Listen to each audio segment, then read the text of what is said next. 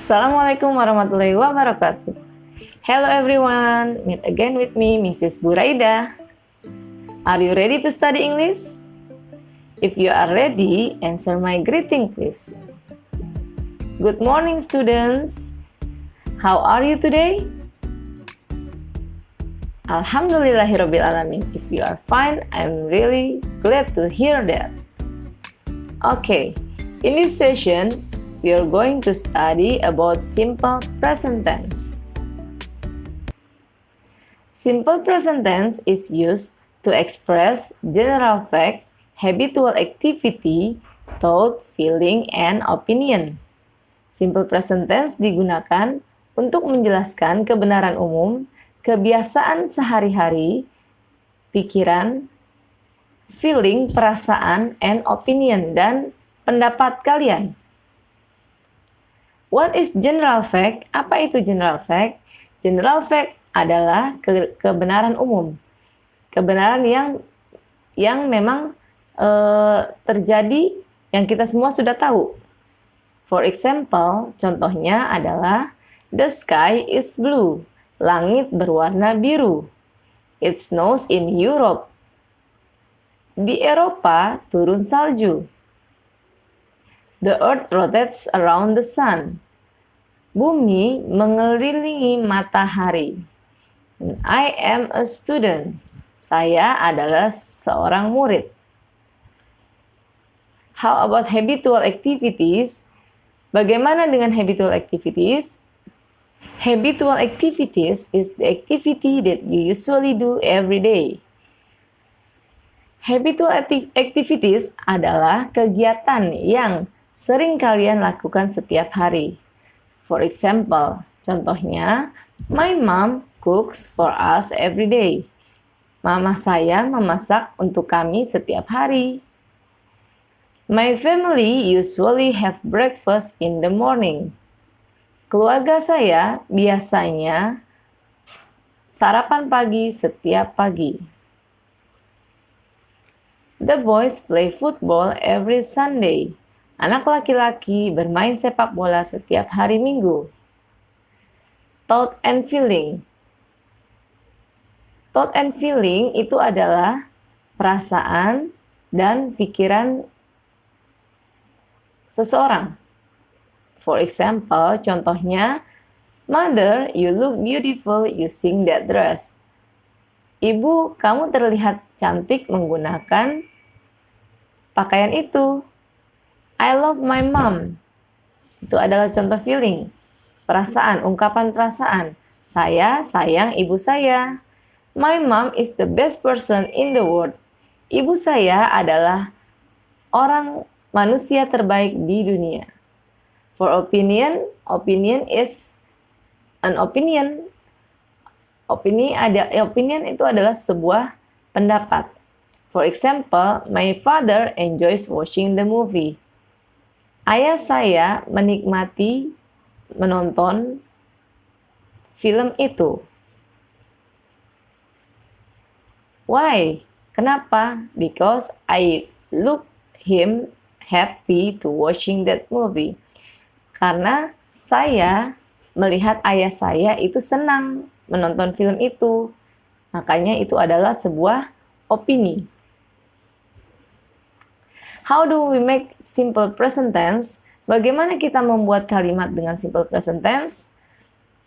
The pattern is, pola kalimatnya, for positive form, untuk kalimat positif, we use subject plus verb 1 plus s or es plus object plus adverb.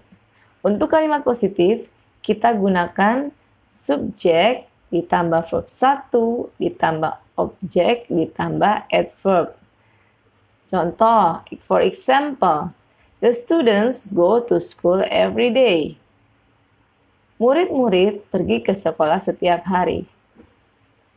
Subject in here, subjek di sini can be I, bisa saya, you, kamu, we, kami, they, mereka, he, dia untuk laki-laki, she, dia untuk perempuan, or it, atau it, kata ganti untuk benda atau hewan. Jadi, di sini subjeknya adalah students, yang artinya murid-murid. The students go to school every day. The second example, contoh yang kedua, my mother prepares breakfast every morning. Ibu saya menyiapkan sarapan setiap pagi. Because the subject is she, karena subjeknya adalah she, my mother, kata gantinya my mother kan she. Nah, berarti di belakang verbnya ditambahkan huruf s atau is atau es. Oke, next for negative form, untuk kalimat negatif, the pattern is subject plus do or does plus not plus verb 1 plus object plus adverb. Untuk kalimat negatifnya, pola kalimatnya adalah subjek ditambah do or does, ditambah not, ditambah verb 1, ditambah object, ditambah adverb, kata keterangan. For example, contohnya, kalau yang tadi kalimat positifnya, the students go to school every day. So, the negative form is, the students don't go to school every day. Murid-murid tidak pergi ke sekolah setiap hari. The students itu kan murid, kalau dikasih S berarti muridnya lebih dari satu, banyak. Kalau banyak, berarti dia ditambahkan do. Nah, karena bentuk kalimatnya negatif, maka setelah do tambahkan not. So, the students do not go to school every day. The second example, untuk contoh yang kedua, my mother doesn't prepare breakfast every morning. Nah, di sini subjeknya adalah my mother. Untuk my mother, kata gantinya adalah she, pronounnya adalah she. Kalau pronounnya she, maka dia to-do-nya menggunakan does. Karena kalimat negatif ditambahkan not. So, it will be, my mother does not prepare breakfast every morning. Ibu saya tidak menyiapkan sarapan setiap pagi. Okay, next for interrogative form, the pattern is do or does plus subject plus verb 1 plus object plus adverb plus question mark. Untuk kalimat tanyanya menggunakan do or does plus subject. Jadi yang diletakkan di depan adalah do atau does-nya dulu, baru subjek. Jadi subjek itu adalah kedua posisinya setelah do atau does. Oke, next after do or does we use verb 1. Kita gunakan verb satunya without s or es. Gak usah ditambahkan s atau es karena di depannya sudah ada does. Plus object plus adverb dan tambahkan kata keterangan jika ada, plus question mark dan jangan lupa tanda tanya. For example, do the students go to school every day? Apakah murid-murid pergi ke sekolah setiap hari? If the answer is yes, kalau jawabannya iya, so the answer is yes, they do. The students change into they. Kata students itu diganti dengan they, pronounnya. So, the answer is yes, they do. If the answer is no, kalau jawabannya tidak, so the answer is no, they do not. Karena tidak, tambahkan not di belakangnya. No, they do not. Oke, next example, contoh yang berikutnya adalah does your mother prepares breakfast every morning? Apakah ibu kamu menyiapkan sarapan setiap pagi? Karena di sini subjeknya mother pronounnya kan she. Maka di depan ditambahkan does. To-do-nya itu pakainya does. Jadi, the next example is, does your mother prepares breakfast every morning? Apakah ibu kamu menyiapkan sarapan setiap pagi? If your mother do that, does your mother prepares breakfast every morning? Apakah ibu kamu menyiapkan sarapan setiap pagi? If the answer is yes, kalau jawabannya iya, so does-nya pindah ke belakang, mother-nya pindah ke depan. Jawabnya yes. Kata ganti untuk mother adalah she. Yes, she does.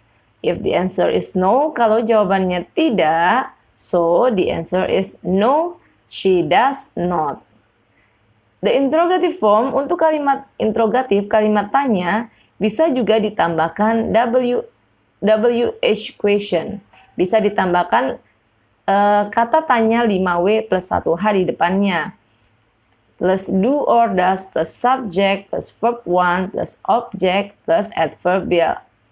Plus adverb, it can be adverbial of time or place. Bisa jadi kata keterangan waktu atau tempat. Plus question mark dan tanda tanya. For example, what do you do on Sunday? Apa yang kamu lakukan pada hari Minggu? The answer can be anything. Jawabannya bisa apa saja yang kamu lakukan.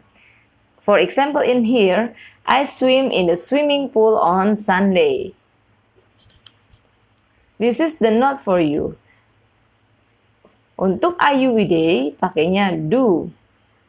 Untuk he, she, it, menggunakan does. And then, kemudian, untuk he, she, it, using verb s or es. Untuk kata ganti benda he, she, it, dia untuk laki-laki, she untuk dia untuk perempuan, atau it kata ganti untuk benda atau orang. Untuk verbs ending in double s, x, sh, ch, no, at, es. Untuk kata kerja yang diakhiri dengan huruf double s, ss, x, sh, ch, dan o, maka di belakang kata kerjanya ditambahkan es. For example, miss become misses, wash become washes, fix become fixes, do become does.